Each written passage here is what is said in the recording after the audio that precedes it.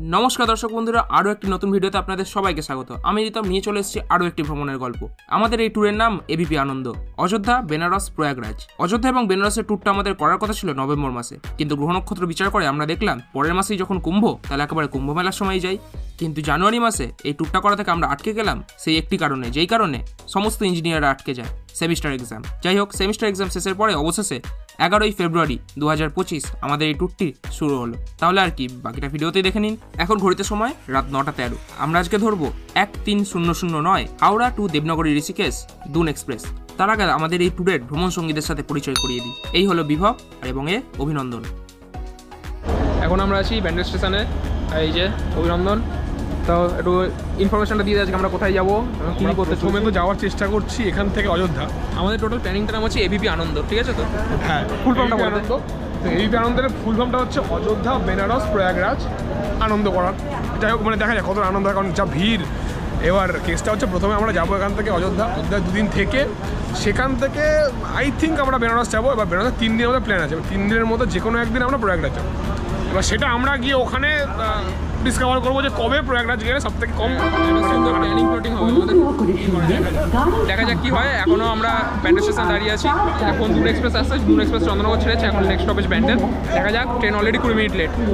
নির্দিষ্ট সময় থেকে 20 মিনিট লেটে ব্যান্ডেল স্টেশনে চলে এলো আমাদের 13009 দুন এক্সপ্রেস। জেনারেল ফাঁকা যাচ্ছে পুরো, যারা বলছিলেন ভিড়, এই যে জেনারেল কিন্তু ফাঁকা যাচ্ছে এখন দুনে। মোটামুটি এক্সপেকটেশনের থেকে ফাঁকাই আছে ট্রেন। এই যে ছাড়ছে আমাদের ব্যান্ডেল স্টেশন, বাংলা ছেড়ে ইউপির পথে, বলে জয় শ্রীরাম।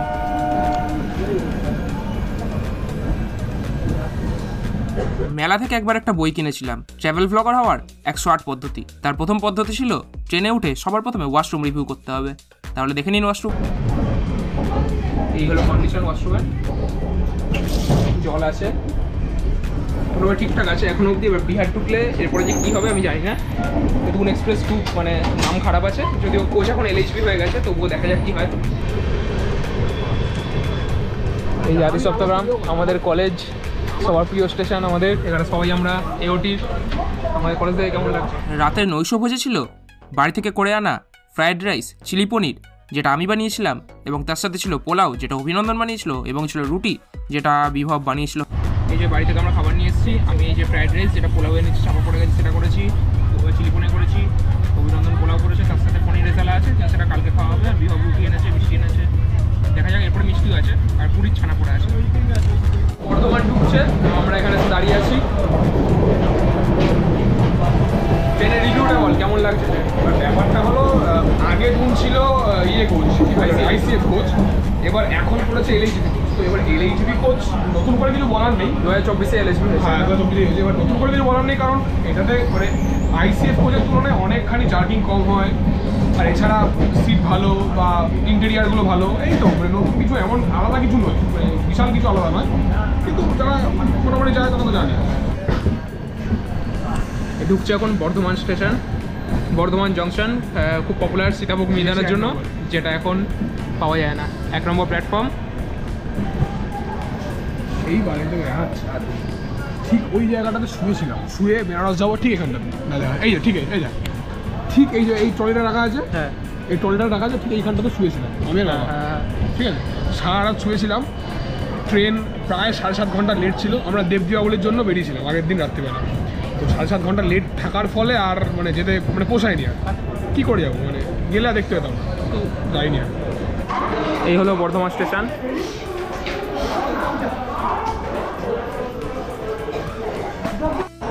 এখন আমরা এসেছি আসানসোল জাংশনে। আসানসোল জাংশনটা মানে বেশ চমকিত। কেমন লাগছে আসানসোল জাংশন? বেশ পুরো জমজমাট, আলো ভর্তি, হেভি সুন্দর দেখতে।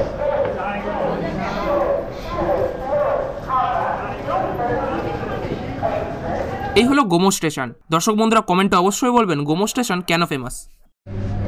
এখন টাইম হচ্ছে কটা? 5টা বাজে। 4-5 মিনিট লেটে গয়া জাংশন ঢুকেছে। কেমন ভিড়টা একটু বলে দেন। গয়াতে প্রচুর ভিড়, সকালবেলা ম্যাক্সিমাম লোকই গয়াতে নেমে গেছে, আর অনেক লোকও উঠছে। মানে গয়াটা খুবই জনপ্রিয় একটা স্টেশন, ওই জন্য অনেকেই উঠছে, নামছে। যে এক্সেস ভিড়টা হওয়ার কথা ছিল না, সেই এক্সেস ভিড়টা হয়নি। তার মেন কারণ হলো আমাদের টিটি টিটি সাহেব খুব হেল্প করেছেন, মানে যারা এক্সট্রা উঠেছে মাঝরাতে অনেকে উঠেছে, উঠে বসে পড়ছিল সিটে, তাদেরকে জেনারেলে পাঠানো আরও অনেক কিছু। তো টিটি অনেক হেল্প করেছে। আর রাতে প্রথমে আমি কিছুক্ষণ 2 ঘন্টা ঘুমালাম, তো ভিভো আবার 2-3 ঘন্টা ঘুমালো, যেহেতু আরএসি আমাদের। তা আবার আমি এখন একটু শুয়েছি 5টা না, দেখি আবার এখন ঘুম আসে নাকি। পরের দিনের সকালের শুরুটা হলো পুরী থেকে আনা খাজার মাধ্যমে। প্ল্যানিংটা তো বলাই হয়নি। প্রথমে আমরা যাব অযোধ্যা, সেখানে 2 দিন থাকবো। তারপরে আসবো বেনারস, সেখানে থাকবো 3 দিন। সেই 3 দিনের মাঝে একদিন আমরা যাব কুম্ভ মেলায়। আমরা বেরিয়েছিলাম 11 তারিখ, 12 তারিখ মাঘী পূর্ণিমা, শাহী স্নান। আশা করেছিলাম প্রচণ্ড ভিড় হবে ট্রেনে, কিন্তু সেই তুলনায় ভিড় কিছুই ছিল না। ট্রেন এখন দীনদয়াল উপাধ্যায় ঢুকছে। আমি সাজেস্ট করবো যে অযোধ্যা বা বারাণসীর দিকে যে ট্রেনগুলো যায় সেই ট্রেনগুলোতে করে যদি তোমরা কেউ আসো তাহলে অনেকটা ফাঁকা পাবে। আমরা একটা ফাঁকা এলাম ডিডিউ, এবার ডিডিউ থেকে 2 ঘন্টার রাস্তা হচ্ছে আমাদের মহাকুম্ভ বা প্রয়াগরাজ। তো এটাই বেস্ট অপশান যে আমি যে দেখলাম। দুন এক্সপ্রেস মোটামুটি ফাঁকা এসেছে, সবাই ভিড়ে গাদাগাদি করে আসে, তার থেকে আমরা শুয়ে আনন্দের শান্তিতে ঘুমাতে এসেছি। এই ডিডিউ ঢুকছে।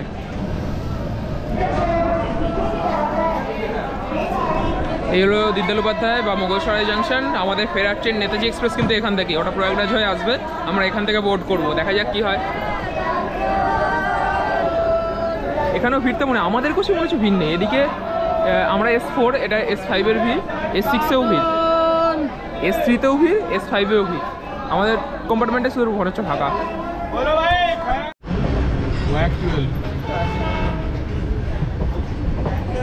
পৃথিবীর সব থেকে পাওয়ারফুল ইঞ্জিন। এটা কি তেলের ট্যাঙ্ক তো মনে হচ্ছে। ওয়াক 12-এর কেসটা হচ্ছে কি বলতো, মানে 2টো পার্ট থাকে ওয়াক 12-এ, আসলে 2টো পার্টই একটা ইঞ্জিন, মানে ওটা আলাদা আলাদা, মানে লোকে দেখে যেটা ভাববে যে 2টো আলাদা ইঞ্জিন, কিন্তু 2টো আলাদা ইঞ্জিন না, পুরো গোটাটাই একটা ইঞ্জিন, মানে 2টো পার্টে ভাগ করে, এতটাই বড় ওটা, 2টো পার্টে ভাগ করেছে। গল্প করতে করতেই আমরা দর্শন পেয়ে গেলাম মা গঙ্গার। ঠিক নদীর ওপরে যে শহরটা দেখা যাচ্ছে সেটা নাকি পৃথিবীর প্রাচীনতম শহর, কাশী, বারাণসী, বেনারস।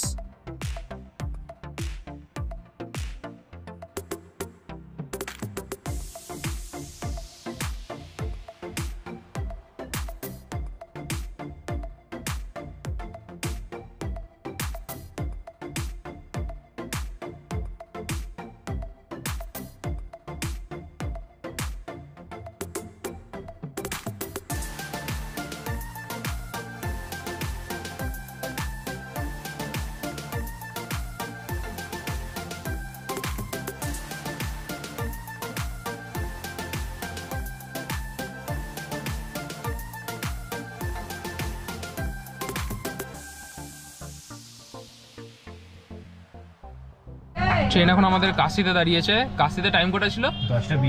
10:42 টাইম। ঢুকেছে কটায়? 10:16। বিফোর টাইম চলছে ট্রেন। এটা কি দুন এক্সপ্রেস আমাদের, মানে আমরা আলাদা লেভেলে চলে গেছে আমাদের ইন্ডিয়ান রেলওয়েজ। তো বলছি আমরা যেটা ভেবেছিলাম ঠিক তার উল্টো হচ্ছে। আমরা ভেবেছিলাম গয়ায় ভিড় হবে, গয়ায় ফাঁকা। দীনদয়াল উপাধ্যায় ভিড় হবে, দীনদয়াল উপাধ্যায় ফাঁকা হলো। কেসটা হচ্ছে আমরা ভেবেছিলাম বেনারসে পুরো ফাঁকা হয়ে যায়, বেনারস সবাই নেমে যাবে। বেনারসে অসহ্য ভিড় হয়ে গেছে। তখন তো আমরা জানতাম না এই ভিড়টা কিছুই না, আরও কিছু চমক আছে ফেরার সময়। বেনারস স্টেশন থেকে অনেক উঠে পড়েছে, জেনারেল লোক সবাই স্লিপারে, বিশাল ভিড় হয়ে গেছে। তো আমাদের সেটা এখনো অব্দি ছাইনি আমরা। এত ভিড় দেখে ভয় আগে মধ্যাহ্ন ভোজনটা সেরে নিলাম। কালকে অভিনন্দনের বাড়ি থেকে আনা পোলাও এবং পনির রেজালার মধ্যে দিয়ে।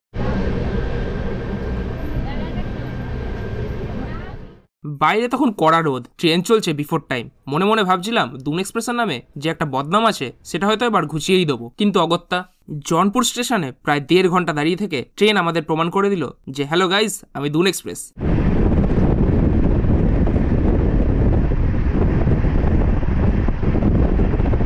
795 কিলোমিটার পথ অতিক্রম করে এবং 1 ঘন্টা লেটে আজকে আমরা এসে পৌঁছেছি এই মুহূর্তে। স্টেশনের নাম হচ্ছে বিলওয়ালি।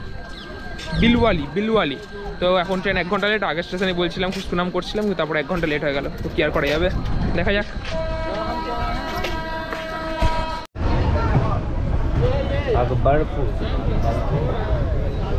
কলকাতা থেকে 850 কিলোমিটার দূরত্ব অতিক্রম করে প্রায় 1 ঘন্টা 12 মিনিট লেটে আমরা এসে পৌঁছেছি আমাদের যাত্রাপথের সেকেন্ড লাস্ট স্টেশন গোসাইগঞ্জ। এটা আমাদের অযোধ্যা ধাম জাংশনের আগের স্টেশন।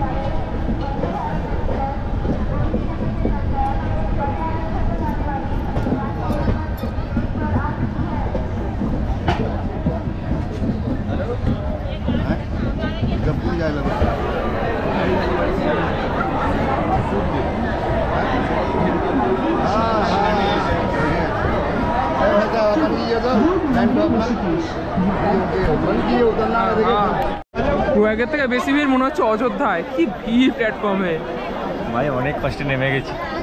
নভেম্বরের দিকে আমরা হোটেল ট্রেন সব বুক করে রাখার কারণে হয়তো ট্রেন হোটেল সবই আমরা পেয়ে গেছি, কিন্তু বর্তমান সময় সম্পর্কে অবগত ছিলাম না। অযোধ্যা স্টেশনের বাইরে বেরিয়ে টোটো কাকুকে যখন আমরা জিজ্ঞেস করলাম, টোটো কাকু তুলসী উদ্যান যাবে, টোটো কাকু বললো 700 টাকা, কিন্তু আমরা তো দেখে এসেছিলাম 200 থেকে 300 টাকা, 3 জনের জন্য 700 টাকা খুবই বেশি। তারপর টোটো কাকু বললো, ভাইয়া 3 জনের জন্য না, পার হেড 700 টাকা। কাকুকে বললাম, তোমার কাছে রাখো তোমার টোটো, আর বন্ধুদের বললাম চলো সবাই মিলে ছোট। কুম্ভের কারণে এত ভিড় আমাদের অযোধ্যায়, এখানে আমরা ঠিক করেছিলাম টোটো এখানে আমরা তো ব্লগে দেখেছি যে তুলসী উদ্যান বা রাম মন্দিরের কাছে 20-30 টাকা করে পার হেড নেয়। তো আমরা গেলাম টোটোর সাথে কথা বললাম, কত বললো গেস, মানে 30 টাকা কত হতো পার হেড, 100 টাকা, 150 টাকা, 700 টাকার হেড। মাথা খারাপ হয়ে গেছে, এখন আমরা ভাবছি হেঁটেই যাবো তুলসী উদ্যান অবধি। তুলসী উদ্যান আমাদের হোটেল। কীরকম এক্সপিরিয়েন্স প্রথম এসেই? মানে ভিড়ের জন্য মেইনলি এত লোক, এবার ওরাও মানে সরকারেরও কিছু করার নেই। তো সরকার যেটা করছে ওদের মানে বিভিন্নভাবে আটকে দিচ্ছে, অনেক জায়গায় রোড ব্লক করছে।